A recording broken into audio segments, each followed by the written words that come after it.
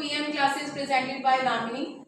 तो आज हम एक नई वीडियो आपके लेकर आए हैं क्लास +1 और कॉल्ड एज 11 कॉमर्स का बिजनेस का very first chapter nature and purpose of business. आज के पूरे लेक्चर में हम आपको ओवरव्यू देंगे इस चैप्टर का। अगर आप चाहते हैं कि हम इस चैप्टर को आपके साथ वर्ड टू वर्ड एक डिटेल वीडियोस और डिटेल लेक्चर्स लेकर आए तो क्यों नहीं, जरूर हम आपके लिए वो भी लेकर आएंगे। लेकिन उसके लिए आपको भी एक छोटा सा काम करना पड़ेगा। आपका काम होगा कि आपको 100+ लाइक और कमेंट देने हैं। जितने ज्यादा आपके लाइक आएंगे उतना मुझे मोटिवेशन मिलेगा और मैं आपके लिए डिटेल वीडियोस भर भर के बना पाऊंगी। इस चैप्टर को पढ़ने से पहले अपने माइंड सेट को प्रिपेयर करना है कि भाई मैं एक बिजनेसमैन हूँ या बिजनेस वुमेन हूँ। जितना ज्यादा आप अपने आप को एक बिजनेस वुमेन या बिजनेस मैन समझ के इस चैप्टर को पढ़ेंगे, अपना बिजनेस समझ के पढ़ेंगे, उतना जल्दी आपको समझ आएगा, उतना जल्दी आप लिख पाएंगे। ठीक है, तो लेट्स स्टार्ट विद इट कि अगर मैं बिजनेस की बात कर रही हूँ तो what is a business. Business को हम चला रहे हैं। एक बिजनेस एक ह्यूमन एक्टिविटी जिसके द्वारा वो काम किया जाता है। अब वो ह्यूमन एक्टिविटी बेटा दो तरीके की हो सकती है, या तो इकोनॉमिक या फिर नॉन इकोनॉमिक। इकोनॉमिक जब मैं तब बोलूंगी जब मुझे पैसा कमाना होगा, जब मैं कोई भी काम कर रही हूँ लेकिन पैसा कमाने के लिए जो भी काम करेंगे that is called economic activity. और नॉन इकोनॉमिक कब हो जाएगा, जब मेरे का मोटिव पैसा कमाना नहीं है, एक सेवा करना है, एक डोनेशन देना है, एक सेटिस्फेक्शन लेवल के लिए मैं कर रही हूँ। इसमें बड़े अच्छी एग्जाम्पल आती है, वे खाना खिलाया जाना। खाना दो तरीके से खिलाया जा सकता है पब्लिक को। या तो आपने रेस्टोरेंट खोला है तो आप खाना खिला रहे हो but you are just doing performing your economic activity क्योंकि आप पैसा कमा रहे हो। खाना तो खिला रहे हो बट पैसा कमा रहे हो, दैट इज इकोनॉमिक एक्टिविटी। लेकिन अगर वही खाना एज ए लंगर खिलाया जाए, जो सड़कों पे लंगर लगते हैं, लोग को फ्री में खाना खिलाया जाता है और कई लोग तो रोज लंगर लगाते हैं, उसके बदले वो पैसा नहीं कमा रहे हैं, they are just grabbing the mental satisfaction, दिल की सेटिस्फेक्शन एंड दैट्स इट। उसको हम बोलेंगे बेटा नॉन इकोनॉमिक एक्टिविटी। तो हम इससे याद रखेंगे कि इकोनॉमिक का मतलब है पैसा कमाना और नॉन इकोनॉमिक का मतलब है सेटिस्फेक्शन, दिल की खुशी जो आपने प्राप्त कर ली। So here the economic is objective of earning money. इसका मेन ही मोटिव क्या है भाई, पैसा कमाना। Non economic sort of satisfaction, दिल की खुशी चाहते हो इसलिए इस काम को कर रहे हो। Economic activity is measured with the money. Obviously पैसा कमा रहे हैं लेकिन इसमें कोई मनी की बात नहीं होती, इसमें हम प्रॉफिट मोटिव के ऊपर ही बैठते हैं और इसमें मेंटल सेटिस्फेक्शन की हम बात करते हैं। Now let's talk about the type of economic activity. कौन कौन सी इकोनॉमिक एक्टिविटीज हमारे पास होती हैं। हम पैसा कमा रहे हैं, प्रॉफिट अर्निंग कर रहे हैं, बिजनेस कर रहे हैं। तीन तरीके का काम है, business, profession and employment. When we are talking about the business, तो बिजनेस क्या है पुत्र, बिजनेस है कि जब आप बिना किसी डिग्री के, बिना किसी प्रोफेशनल वर्क के उठे, मन किया जी काम खोलना और खोल दिया। किसी का कोई राय नहीं है, नहीं कोई डिसीजन नहीं है, सब आपका डिसीजन है, रिस्क आपका, प्रॉफिट आपका, सब कुछ आपका, that is called as a business. अब इसमें जिसमें प्रोफेशनल डिग्री नहीं चाहिए, कोई ऐसा आपको झरमट नहीं चाहिए डिग्री का, किसी भी ट्रेनिंग का, बट आपके पास पैसा होना चाहिए, आपने लगाया और अपना काम खोल दिया, चाहे वो कपड़े का हो, चाहे वो स्टेशनरी हो, चाहे वो कॉस्मेटिक हो, कोई भी बिजनेस। तो बिजनेस में आपका खुद का डिसीजन, खुद के रोल्स महत्वपूर्ण रहते हैं। While we are talking about the profession, तो बेटा प्रोफेशनल में आपको एक डिग्री चाहिए। Like I have done my B Com and MBA, तो एक प्रोफेशनल डिग्री हो गई बेटा। एक प्रोफेशन में आप आगे बढ़े हो और उसी में बढ़ते चले जाओ। आपने कोई प्रोफेशनल डिग्री ले रखी है, मान लीजिए कि आपने कोई भी सैलून का काम सीखा है, आपने कोई टेलरिंग का काम सीखा है, या जैसे हम टेलरिंग को थोड़ा एडवांस फॉर्म में अगर बोले तो फैशन डिजाइनिंग आपने सीखी है, तो वो सब प्रोफेशनल चीजें होगी। आपने होटल मैनेजमेंट का काम किया है तो वो प्रोफेशनल चीजें हो गई। उसके लिए एक पर्टिकुलर ट्रेंड डिग्री चाहिए तभी आपको काम मिलेगा, वरना नहीं मिलेगा, that is called as a professional. और अगर मैं एम्प्लॉयमेंट की बात करूं तो हाँ भाई, एम्प्लॉयर को जैसा बंदा चाहिए वैसा आपके पास काम, मतलब आपने सीखा होना चाहिए काम। मान लीजिए आप क्लरिकल जॉब पे चले गए, कोई ऐसा प्रोफेशनल डिग्री नहीं है, वो BA के बाद आप नॉर्मली कर सकते हैं, आप +2 के बाद भी क्लरिकल जॉब पे बैठ सकते हैं। तो उसके लिए हाँ कुछ क्वालिफिकेशन, जो रिक्वायरमेंट एम्प्लॉयर कह रहा है वो तो होनी ही चाहिए, that is called as employment. Business classification are, business कौन से दो तरीकों से आगे पड़ेगा फर्दरमोर, या तो इंडस्ट्रियल लाइन बेटे वो भी बिजनेस कहलाती है, और या कॉमर्स वो भी बिजनेस कहलाती है। अब इन दोनों में मेन फर्क क्या आएगा? इंडस्ट्रियल सेक्टर वो सेक्टर हो जाएगा जो उत्पादन कर रहा है, जो किसी सामान को बना रहा है, मैन्युफैक्चर कर रहा है, और मैन्युफैक्चरिंग के साथ हेल्पिंग हैंड वो हम सारे से देखो हमारे पास दो तरीके की प्राइमरी इंडस्ट्री आने वाली है, that is genetic and extractive. If I talk about the genetic industry, तो जेनेटिक मतलब जीन से रिलेटेड मान लो ना, ये वो जीन्स नहीं पहनने वाली, वो जीन्स जो हमारे अंदर हैं, सेल्स हमारे अंदर हैं, उनकी बात की जा रही है। तो जो जीन से रिलेटेड हो गए जेनेटिक इंडस्ट्री, प्लांट्स और एनिमल से। आप कोई भी पशुपालन का काम करते हो, आप पोल्ट्री फार्मिंग करते हो, फिश फार्मिंग करते हो, और फर्दर उनको आगे बेचते हो, आपका काम ही यही है। आजकल यूट्यूब पे हम कितना रील्स में देखते हैं, कई भेड़ बकरियां हैं, कईयों ने तो मुर्गियां, इवन की डक्स, कईयों ने डक इतनी ज्यादा पाल रखी, उनका काम ही आगे डक बेचना है। नर्सरी की बात करें, नर्सरी जहाँ पे पौधों को पाला जाता है, सींचा जाता है और बाद में उनको बेचा जाता है, वो भी जेनेटिक में आ जाएगा। आप किसी भी प्लांट को, किसी भी एनिमल को जब बड़ा करेंगे और उसके बाद उसको बेचेंगे, that is called as genetic. Extractive industry कौन सी होगी? Raising the product from the natural source, nature से आप उसे बना रहे हो। अब नेचर से हम कैसे उसको बना रहे हैं कि अगर हम फार्मिंग की बात करें, ठीक है, तो फार्मिंग इसके अंदर आ जाएगी, माइनिंग इसके अंदर आ जाएगी। वो नेचर ने बनाया है, हमने उसको पैदा नहीं करा, हमने उसको सींचा। मतलब चलिए हाँ, बीज जरूर बोते हैं, बट नेचर उसको बनाता है। हर बीज भी पौधा नहीं बनता, नेचर उसको पौधा बनाएगा। अगर उसमें ताकत होगी, नेचर उसको ताकत देगा। सॉइल में तो ताकत होनी चाहिए। हर जगह कई जमीन बंजर होती है, वहां पे कोई भी कनक या फिर हम कोई फसल नहीं उगती, तो नेचर में ताकत होगी ना। अगर नेचुरल थिंग से कोई भी चीज बनाई जा रही है या नेचर ने उसको हमें बना के दिया है, like mining, even the crude oil जो हम निकाल रहे हैं, बाद में उसमें प्रोसेस करेंगे, लेकिन तो अभी तो हमने उसको नीचे से, धरती से निकाला है, नेचुरल है वो, उसको हम नहीं बना सकते। तभी तो हम कहते हैं तेल खत्म हो जाएगा तो क्या ही करेंगे। अल्टीमेटली उसे नेचर ने बनाया, जिस चीज को नेचर ने बनाया उस चीज को निकाल के हम जब उसको बेचते हैं, that is called extractive industry. आगे बढ़ते हैं, we have a secondary industry. Secondary के अंदर भी दो तरीके की आ गई, या तो मैन्युफैक्चरिंग या कंस्ट्रक्शन। मैन्युफैक्चरिंग, हाँ भी मैन्युफैक्चरिंग तो बचपन से पढ़ते आ रहे हैं कि मैन्युफैक्चरिंग करना, उत्पादन करना, किस चीज को बनाना। लेकिन अगर हम मैन्युफैक्चरिंग की बात करें तो देखिए उसमें चार तरीके की हमारे पास इंडस्ट्रीज आ रही हैं। We have analytical, synthetical, processing, assembling। भाई एनालिटिकल क्या है? आप यहाँ पे एक छोटे से एरो से लाइंस देख पा रहे हो। किसी एक चीज से जब मैं किसी दो चीजों को बनाऊंगी, एक में से दो को निकालूंगी, that is called analytical industry. Example यहाँ पे क्या आ जाएगी? हमने क्रूड ऑयल की बात करी थी। हालांकि क्रूड ऑयल अपने आप में एक्सट्रैक्टिव वर्क था, हमने निकाला, लेकिन जब उसके ऊपर प्रोसेस किया, उसमें से फर्दरमोर डीजल, कैरोसिन या पेट्रोल को हमने निकाल दिया, बाहर निकाल दिया, दैट इज एनालिटिकल इंडस्ट्री। वो एनालिटिकल इंडस्ट्री का काम है। एक्सट्रैक्टिव इंडस्ट्री का काम था निकाल के एनालिटिकल को देना, एनालिटिकल ने फर्दरमोर उसमें से पेट्रोल और डीजल को अलग कर देना। अभी सिंथेटिकल तब होगा जब भी किसी दो चीजों का मिश्रण कोई एक चीज बन जाए। दो चीजों के मिश्रण से एक चीज बन जाएगी, मिक्सचर से एक चीज बन जाएगी, that is called the synthetic industry. अभी देखो हम ना इसमें बहुत सारे एग्जांपल्स ले सकते हैं नॉर्मल भी, like sugar syrups and all, या फिर हम ब्रह्मी की बात करें, है ना, रोबजा की बात करें, तो उसमें भी तो सिरप्स डाले जा रहे हैं, पानी डाला जा रहा है, केमिकल डाला जा रहा है, चल चला के एक प्रोडक्ट आपको दिया जा रहा है। ठीक है, तो इसकी बात भी कर सकते हैं हम, सीमेंट बनाने की बात भी कर सकते हैं।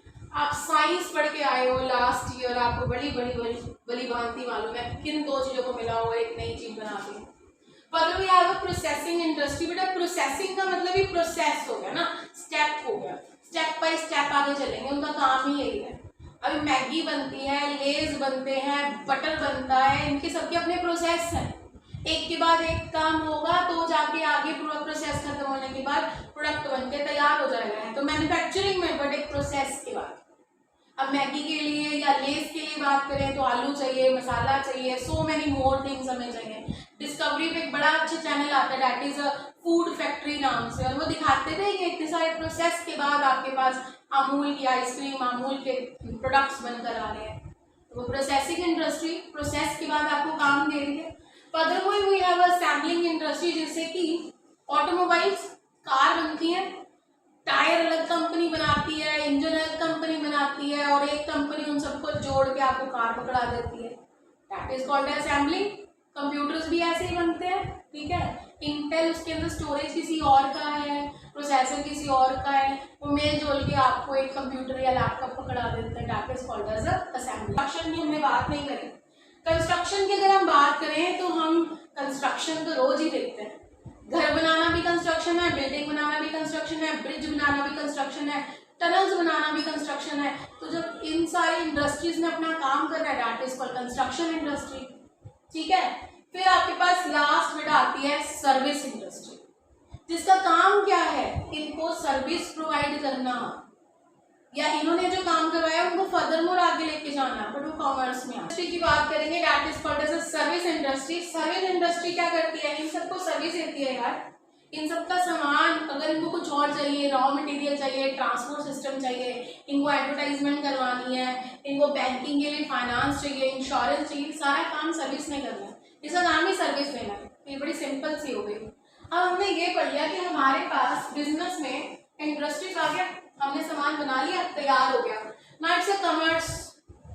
कॉमर्स में हम वो सारी चीजें पढ़ते हैं कि मार्केट तक कैसे जाने वाला है, कौन बनाएगा, कौन सी प्लेस, कौन सा स्टोरेज एरिया, कौन सी एडवर्टाइजमेंट, कौन सी insurance company, everything which is helpful किसके लिए, सामान बन चुका है बाजार में लेकर जाने के लिए, हमें देने के लिए, कस्टमर को पहुंचाने के लिए, कॉमर्स इस्तेमाल में आएगा।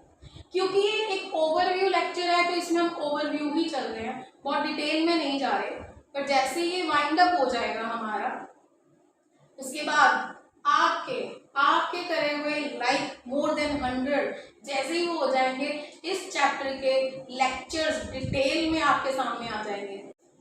जैसा मैंने आपको बताया कि इंडस्ट्रीज के बाद कॉमर्स का काम है इंडस्ट्री से सामान लेके आगे कस्टमर को देना, ठीक है। तो अब हम थोड़ा सा कॉमर्स के बारे में डिटेल पढ़ेंगे कि कॉमर्स की कौन सी ब्रांचेस होती हैं। तो कॉमर्स की दो ब्रांचेस होती हैं, trade and aids to trade.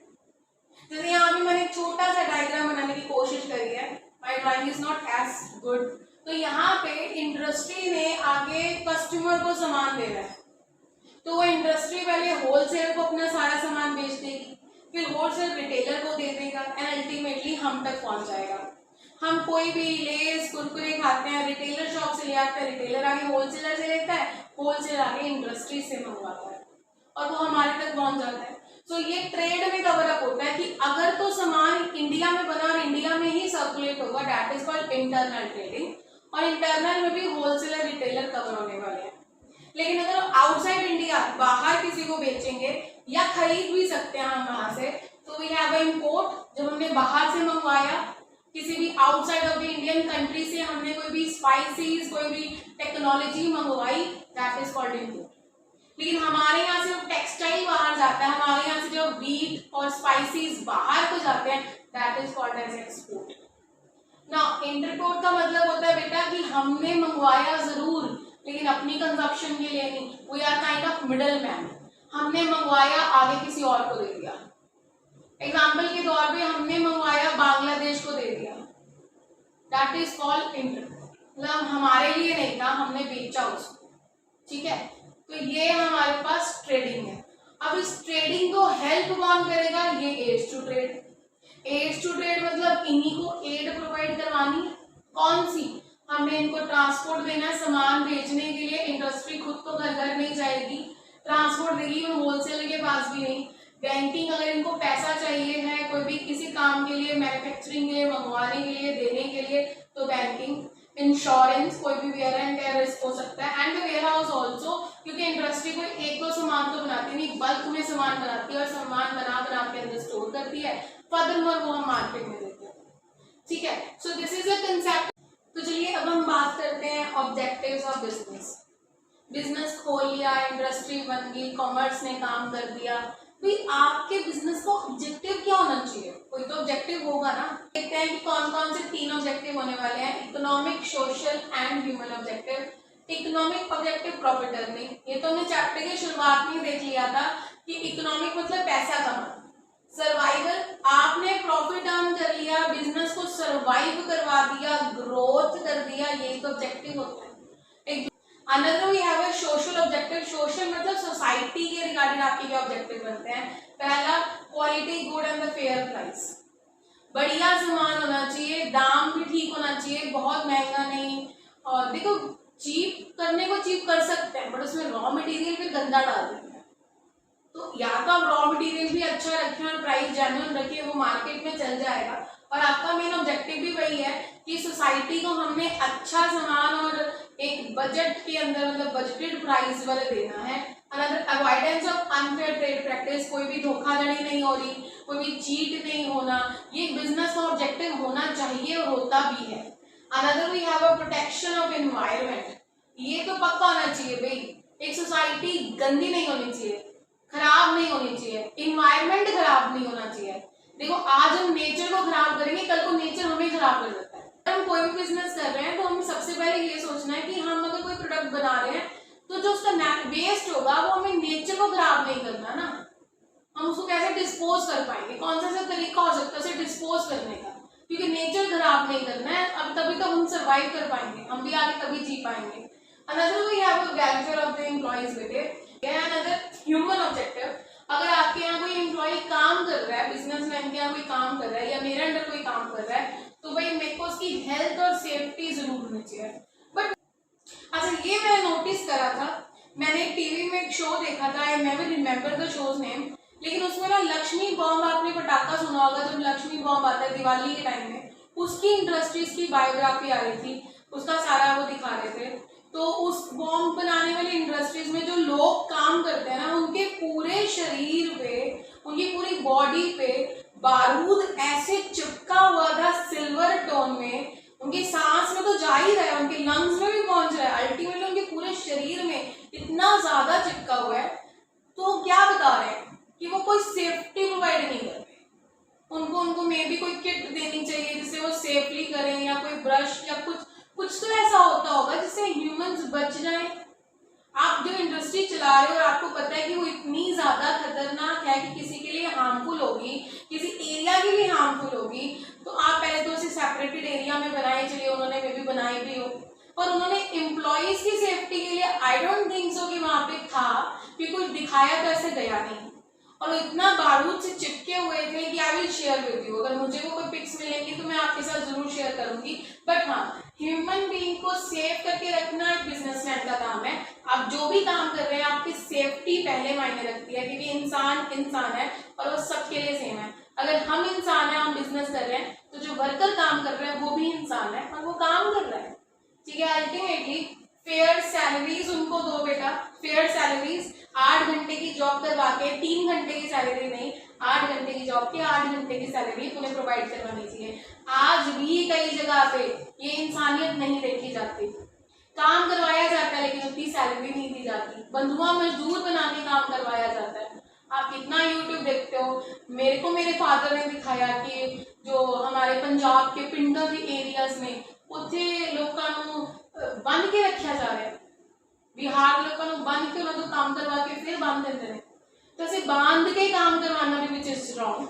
Sometime पीछे Punjabi tone, because we are a Punjabi, तो पंजाबी जरूर निकल जाएगी, थोड़ा सा cooperate. Another we have a personal goals also.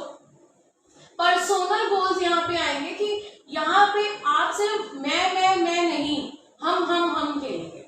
Businessman का मेन मोटिव ही यही होता है, हम का मतलब मैं और मेरी फैमिली नहीं आते, मैं और मेरे एम्प्लॉइज आते हैं, हम सबके गोल्स हैं, हम सब कुछ अचीव करने के लिए कोई काम कर रहे हैं, तो उनके गोल्स भी अचीव कराना कहीं ना कहीं हमारा काम ही है।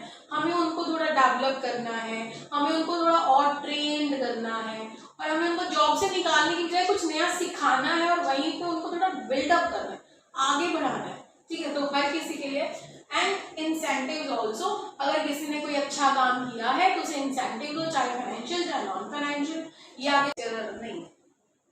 तो चलिए अब अब हमारा आखिरी टॉपिक इस चैप्टर का है business risk. So the nature of business risk का पहली बात तो बिजनेस रिस्क क्या है। कोई भी काम करो यार उसमें रिस्क होना ही हो।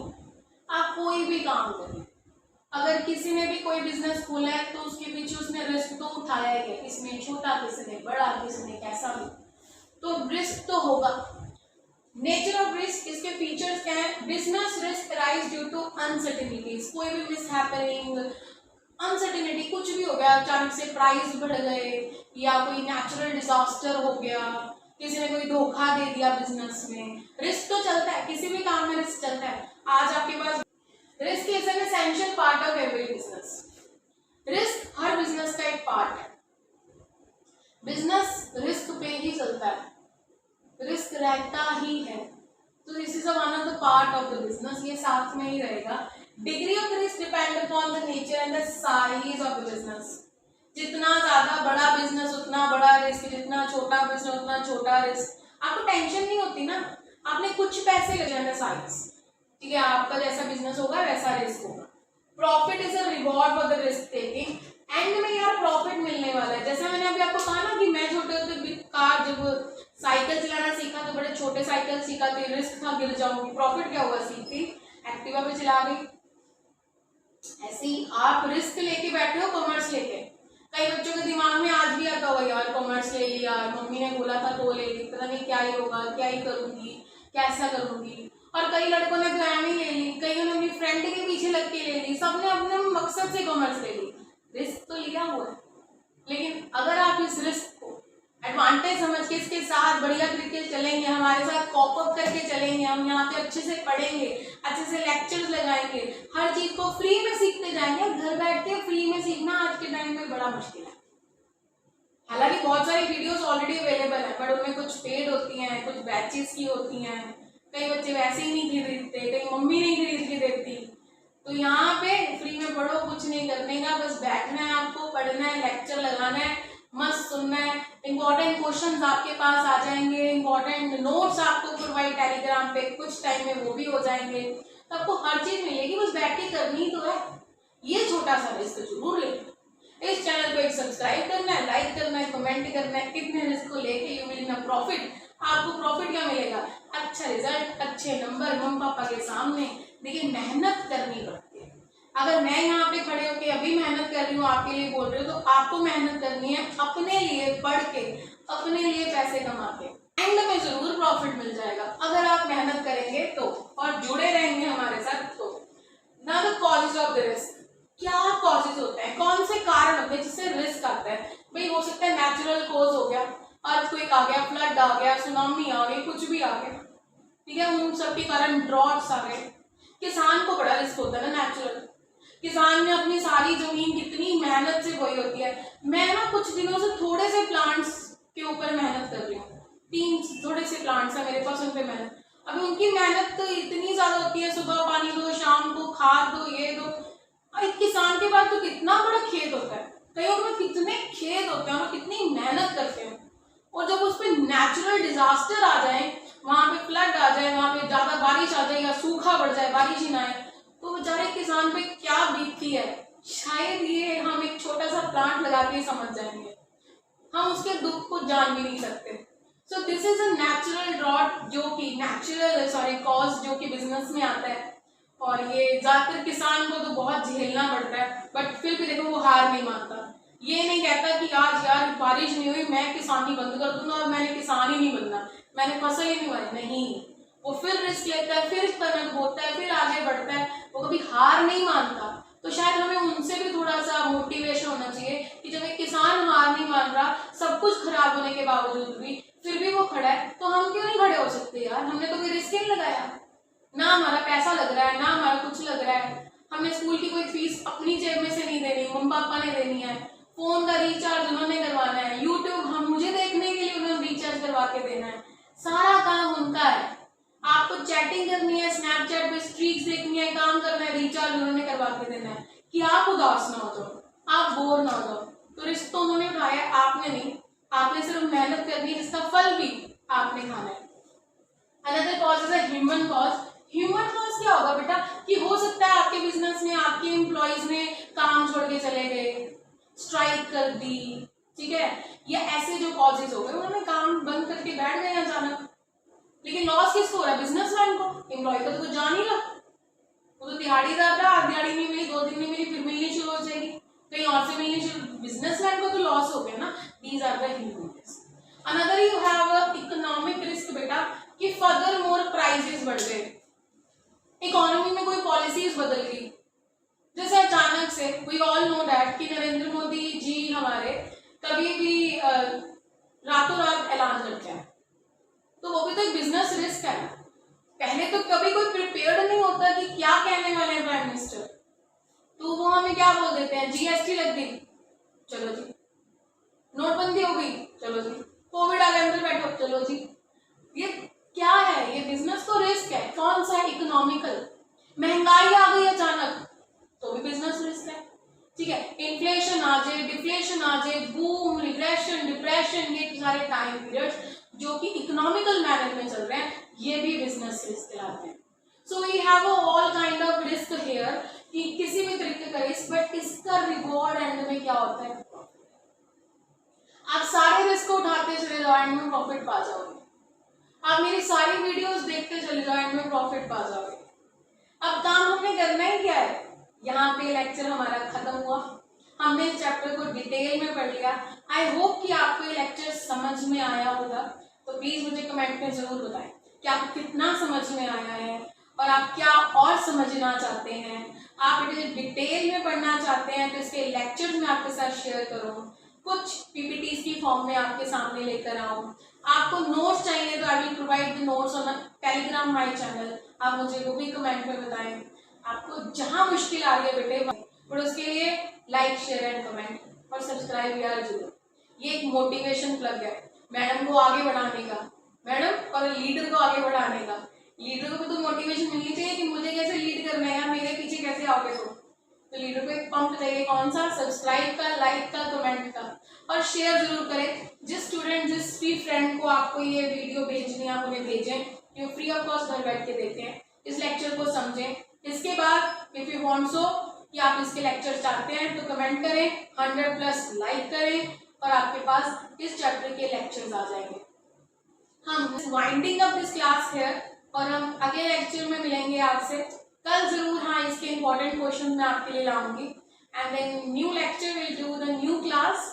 शायद अगली क्लास +1 की ना हो, किसी और सेक्शन की हो, तो +1 की क्लास अगर आप और चाहते हैं तो आप प्लीज मुझे कमेंट सेक्शन में बताएं। We will make a new class for you.